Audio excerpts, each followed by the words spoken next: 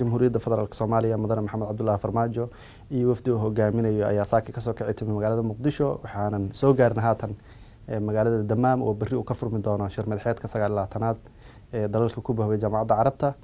ajendayaasha shirka aad u fara badan yihiin waana kuwa khuseeya dalalka ku bahoobay ururka Jaamacadda Carabta ee Soomaaliya qayb ka tahay. shirka oo berri furmi doona waxaa ka horeeyay shirkii golaha wasiirada oo